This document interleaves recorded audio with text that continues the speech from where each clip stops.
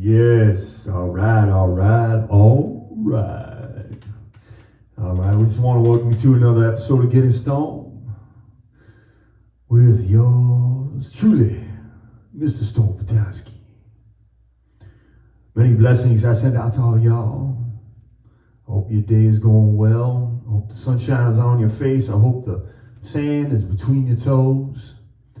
I hope you knows how much you are loved, how much that you matter in this world. Yes, and by all means, give yourself a big hug. Ooh, yeah. Yes, it feels so good, doesn't it? Feels so good just to hug yourself, to love yourself, to know yourself, and to be yourself. Yeah, shine your light bright, y'all. Yeah. Ain't nobody's light quite like yours. So make sure you share it with the world. The world needs it. The world longs for it. The world is beckoning you to be your true and beautiful self. Yeah, I think it's the universe is getting to know itself through each and every one of us. Yeah, you are born with eyes and ears and a tongue, and lips and fingers and toes, and a mind that knows. Oh, quite miraculous, isn't it not? Yeah. We are so fortunate to be alive. I know there's millions and millions of people who are suffering at the moment. So I want to send out lots of good vibrations to those souls, those beautiful people. Hopefully they'll be able to experience peace and safe passage. This world can be a cruel and nasty place sometimes. The human being has a tendency to behave in those kind of ways. Seems, I've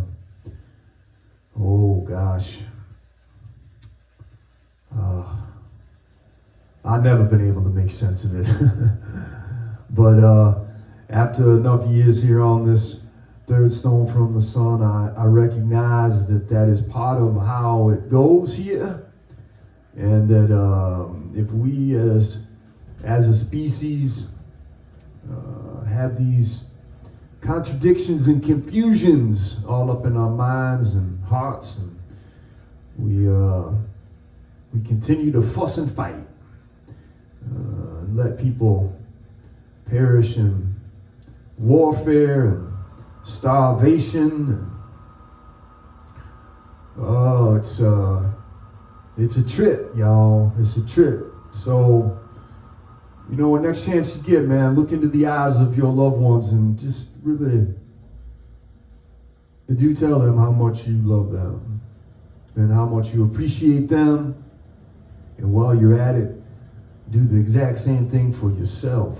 Look in the mirror and say, I love you. I love you so much. You are beautiful. You are beautiful. You are beyond compare. Yeah.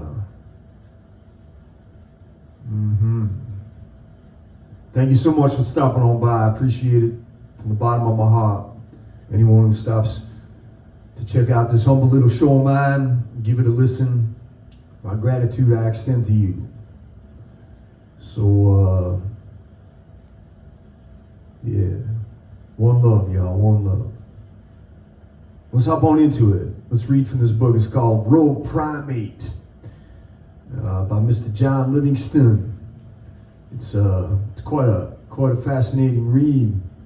It's an exploration of the human domestication, the domestication of the human animal. It's a fascinating piece of work. So we're going to read from a little bit from a chapter called Sweet Bondage. Some of the material in the previous chapters may strike some readers as an indictment. That is not my intention. My aim in writing this book has been descriptive, Domestication as a process and as a condition is a very useful glass through which to understand the distance, even alienated position the human species has adopted in its relationship to nature. If my choice of words and images and the examples I have used have at times seemed something other than objective, that is because my concern for living non-human nature is entirely subjective and value-laden. I offer no apologies for that. And as an organism of ordinary sensibility, I do not know what it is to be objective. At the conclusion of natural rights, I observe that our cultural perspectives on nature and our treatment of the non-human are monstrous and unnatural. That is not a moral judgment. It is a naturalist's interpretation of the phenomena that surround him. I see in human interspecies behavior a theater of the grotesque, a pageant of the deviant. I see a being estranged from its roots and its natural context, committing the most improbable and aberrant acts under the self-justification provided by its own obsessive narcissism. That is what I see. I have hypothesized that the reason for our aberrant behavior is that we evolved as a domesticated species. We show almost all of the features we have built into those other animals manufactured in our image and brought into our fold. To offset the crippling physical and psychological effects of their fabricated condition, and to enable them to function from day to day, and to survive long enough for us to kill them, such beings require a prosthetic device to stand in the place of that part of their naturalness, their wildness, that has been amputated. For them, the prosthesis is us, upon whom they are utterly dependent. For us, the prosthesis is ideology, upon which we are similarly dependent. Our dependence on ideology, abstract systems of belief, arose out of our technical specialization, which is conceptual skill devoted to instrumental means. And it has been stressed that in spite of our physical destructiveness, the effects of which are everywhere apparent, much more important are the ideas that nourish and sustain the human project. As our dependence on rationalistic ideology deepened, there was, as in all species of domesticates, a concomitant loss of sensibility to our community context and to nature. We evolved both biologically and culturally into ecological misfits with a fanatical dedication to the universal primacy of our enterprise. The goal, simply put, is the humanization of the entire planet. It's remaking in our image, domesticated, predictable, and controllable. This should not be read as a mere metaphor. It should be read as a surmise concerning the genesis and evolution of human interspecies destructiveness. It should be received as a diagnosis. Although it does not include a prescribed course of treatment, neither is it foreclosure or capitulation. If, as I have long conjectured, we as a species have a piece missing, and as I have suggested here, that piece is culturally replaced by ideology, then it would seem to behoove us to address our ideologies. Not that we can do without them, we cannot. But we can most certainly do without some of our cultural impedimenta. Both we and nature could benefit from some drastic shuffling of received wisdom. It is not my purpose here to offer either a cookbook or an agenda. I am deeply suspicious of fixes, especially those presented as lists or tablets instructing us on the do's and the don'ts, ins and outs, goods and evils, appropriates and inappropriates, whites and blacks, and most especially if they carry the tag environmental. This is not a matter of binary choice. It never has been and never will be, because we are dealing with complex, often contradictory, always problematic, evolved and evolving phenomena. Cultures are never static. They are always moving and adjusting not only to the main chance of the moment, but also in response to winds, currents, and shifting cargo. Such changes are slowed sometimes by accretions of barnacles, but these are, after all, susceptible to treatment. Hull scraping is called for.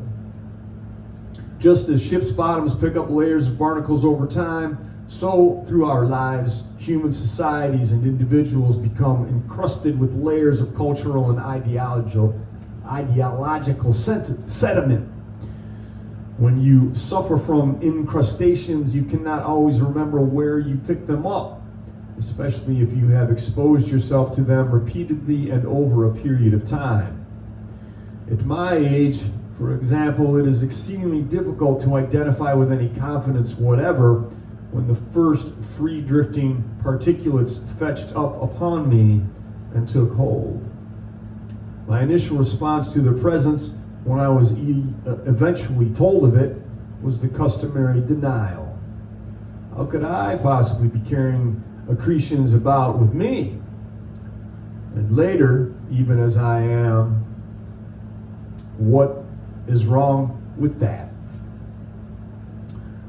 These are good accretions. They are the accumulated wisdom of my culture of all time. I forget that there was a period of time before my culture emerged. These accretions are natural and proper, like the calicites on the head of a right whale. Neither the whale nor I would be what we are without them. They are not disfiguring, they are me. This is entirely accurate, but it is equally accurate to say that I would still exist without them. There is beneath the cemented debris of my cultural conditioning a live animal with most of the normal attributes of animalness. I carry within me a prosthetic implant, to be sure, but apart from that, I am whole, and the prosthesis itself can be erased and reprogrammed. Should I contrive a way to free myself of them, potentially I will be in pretty good shape. It might even be liberating. So I decide to do just that, at least to whatever extent I am able. Since this is not a physical but an intellectual challenge, I shall simply have to think them away. Thinking away the concreted residue of zero-order humanism is not easy, nor is it painless. The cemented coating clings as though chemically bonded to me, and it screams bloody murder at my slightest advance. But I am, after all, using my specialties, conceptualization and abstraction, in which, as a human being, I am uniquely gifted. It is what I do. It is how I evolved, so I do it. Not that one can become a tabula rasa, but neither would one want to. There is much that is good and sensible buried beneath the humanistic overlays. Paul Shepard, in his powerful account of our arrested development, concludes with the positive reminder that there is a secret person undamaged in every individual, and that we have not lost and cannot lose the genuine impulse. It awaits only an authentic expression. The impulse is latent in the child, but must be nourished and released through intimate experience, including bonding with nature. This is part of our evolved human being. Shepard emphasizes that civilized ways inconsistent with human maturity will themselves wither in a world where children move normally through their ontogeny. Mature human individuation will produce cultural shift. We will always, however, be domesticates. We will always require a prosthesis. We will always be governed by ideology. Shepard's model emphasizes that the bonding to nature is essential to mature individuation, which in turn involves personal bonding to the cosmos, with the full spiritual development that implies. I interpret this, for my purposes, as confirming that although we will always require ideology, it is the fullness and maturity of development of that ideology that counts.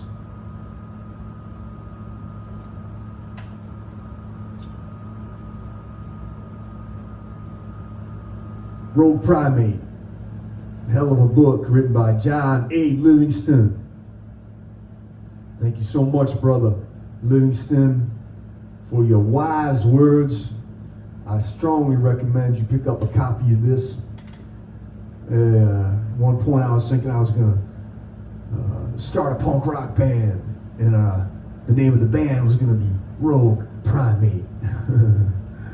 Yeah, maybe that dream has yet to be unveiled.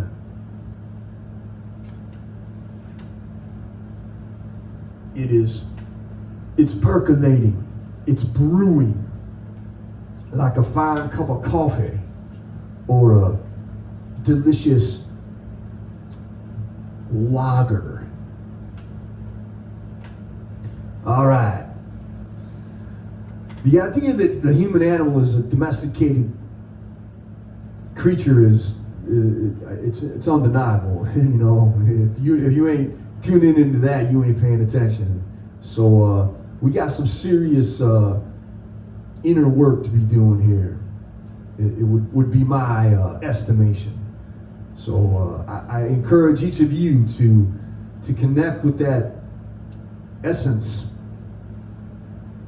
that is all that is. Sink your toes into the earth. Breathe in the air. Bathe in the sunshine. Cuddle with your dog. Swim in the ocean. Bite into a delicious, sweet tasting apple. We are nature. She sustains us. She creates us.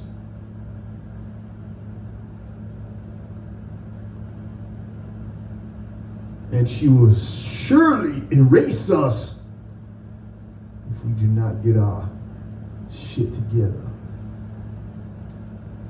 All right, let's read ourselves a little poem here. How about that? How about we read something here? It's called Skinhead, and it was written by a woman named Patricia Smith. They call me Skinhead, and I got my own beauty. It is knife scrawled across my back in sore, jagged letters. It's in the way my eyes snap away from the obvious. I sit in my dim matchbox on the edge of a bed tousled with a ragged smell. Slide razors across my hair, count how many ways I can bring blood closer to the surface of my skin. There are the duties of the righteous, the ways of the anointed. The face that moves in my mirror is huge and pockmarked, scraped pink and brilliant, apple-cheeked. I am filled with my own spit. 2 years ago, a machine that slices letters sucked in my hand and held it, whacked off 3 fingers at the root. I didn't feel nothing till I looked down and saw one of them on the floor next to my boot heel, and I ain't worked since then. I sit here and watch niggers take over my TV set, walking like kings up and down the sidewalks in my head, walking like the fat black mamas named them freedom. My shoulders tell me that ain't right. So I move out into the sun where my beauty makes them lower their heads, or into the night with a lead pipe up my sleeve, a razor tucked in my boot. I was born to make things right. It's easy now to move my big body into shadows, to move from a place where there was nothing into the stark circle of a streetlight. The pipe raised up high over my head. It's a kick to watch their eyes get big, round and gleaming like cartoon jungle boys. Right in that second when they know the pipe's gonna come down, and I got this thing I like to say. Listen to this. I like to say, hey nigga, Abe Lincoln's been dead a long time. I get hard listening to their skin burst. I was born to make things right. Then this newspaper guy comes around. Seems I was a little sloppy kicking some fag's ass. And he opened his hole and screamed about it. This reporter finds me curled up in my bed, those TV flashes licking my face clean. Same old shit. Ain't got no job. The coloreds and spics got them all. Why ain't I working? Look at my hand, asshole. No, I ain't part of no organized group. I'm just a white boy who loves his race, fighting for a pure country. Sometimes it's just me. Sometimes 3, sometimes 30. AIDS will take care of the faggots. Then it's gonna be a white on black in the streets. Then there'll be 3 million. I tell him that. So he writes it up and I come off looking like some kind of freak, like I'm Hitler himself. I ain't that lucky, but I got my own beauty. It is in my steel-toed boots, in the hard corners of my shaved head. I look in the mirror and I hold up my mangled hand. Only the baby finger left, sticking straight up. I know it's the wrong goddamn finger, but fuck you all anyway. I'm riding the top rung of the perfect race. My face scraped pink and brilliant. I'm your baby, America. Your boy, drunk on my own spit. I am goddamn fucking beautiful. And I was born and raised right here.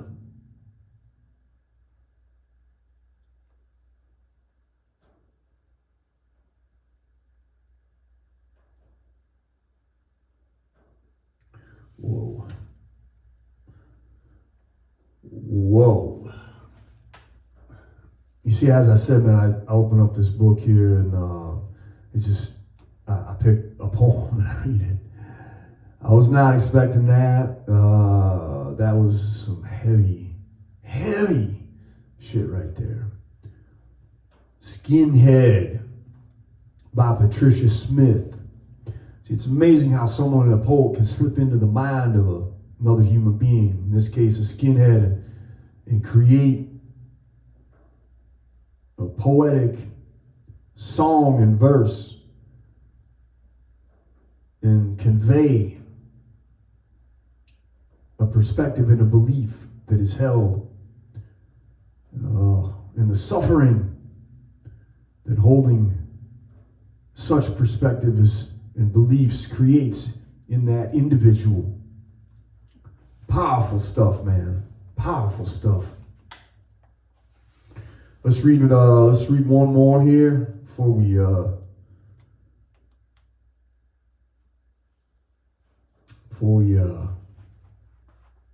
do a little tune. This one is titled Welcome to McDonald's. May I take your order, please? It is by Reg E. Gaines. So I bust into McDonald's and this sister ringing fries is squabbling with this brother mopping the filthy floor. Now the sister, who's kind of cute, is in the process of being steam roomed by some buppy who's dropping lines he must have lifted from some 1970s black exploitation flick. So the sister's pissed, the brother's stressed, and the bumpy's new Nikes are getting wet. All this time I'm standing in line trying to order a fish fillet with no tartar. Seems the sister's sick of ringing fries, because she hikes her hands, rolls her eyes, and says, "Punk motherfucker, coward ass bitch, yours hair's too straight and you walk with a switch." The bumpy's French wave stood at attention as his boys Frick and Frack cracked the fuck up. Then the manager, who happened to be a male member of the Caucasian persuasion, tried to pull a Newt Gingrich's impersonation and set the sister straight. So she hits void, snatches the cheese-stained apron from around her dance hall hips, pokes out her lip, and then proceeds to rip into the boss, who makes like Forrest Gump, then runs to the back and hides behind the freezer. Meanwhile, the brother with the mop is digging into his thick gray sock, trying to find a vial of rocks. Seems like he got this slick little hustle going down. And like a circle is round, we wind up back at me. See, I was just trying to order a fish fillet with no tartar. When I started getting impatient, because you know how shot go at Mickey D's, when you getting off? Girl, how much your earrings cost? I heard she's fucking the boss. And I should be more patient, but I had to catch a bus, and maybe I need to get in touch with my more sensitive side. But then I thought, fuck this shit, walked outside and split. Man, I love poetry. I just love poetry. It takes you on a journey unlike anything else, man. I swear to God, it just ain't nothing else that does this. So good. So good. All right, y'all. I appreciate you. Sending another big hug out your way. Take a moment and pause right now. Just pause. And I want you to say, I love me. I love me. Sing it even. I love me. Yes. All right, let's do this tune here. It's an original. Have not played this in forever, so I hope I don't fuck it up too much. But this one is called I Reach Out.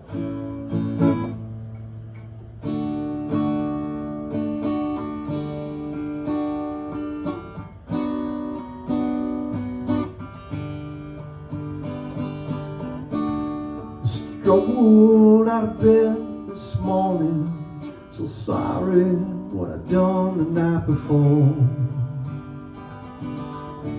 I could still hear your breathing. You were drifting way upon that star. The choices we make sometimes seem so clear. You're coming round the bend.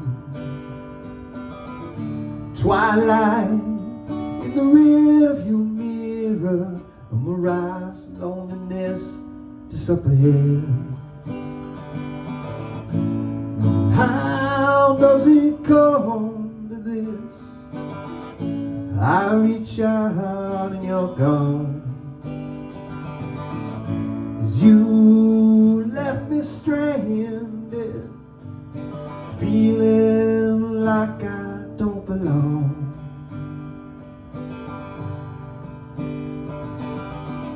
The street beneath my feet so troubling. I'm here once again, in my sorrow. I could do this mind tripping blindfolded, so when you call tomorrow. Does the madness ever leave this joint? The scene I'm playing feels so tired and old. Taking the beating like some hungry dog, and wishing a new story could be told. How does it come to this? I reach out and you're gone. 'Cause you left me stranded, feeling like I don't belong.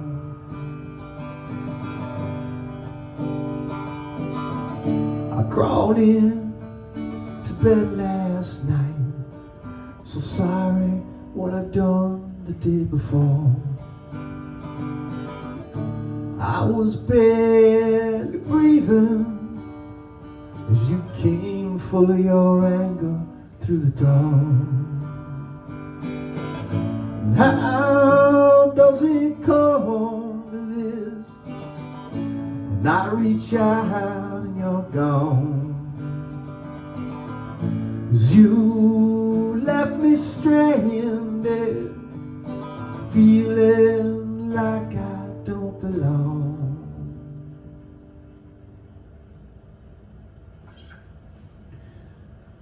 Yeah.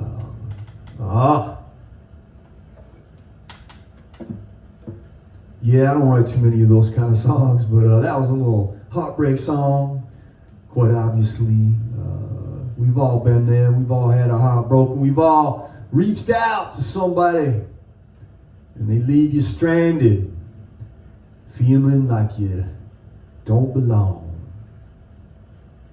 And you wonder, how in the fuck did it come to this? All right, y'all. I really, really, genuinely appreciate you taking your time here, for stopping on by, and giving this show a listen.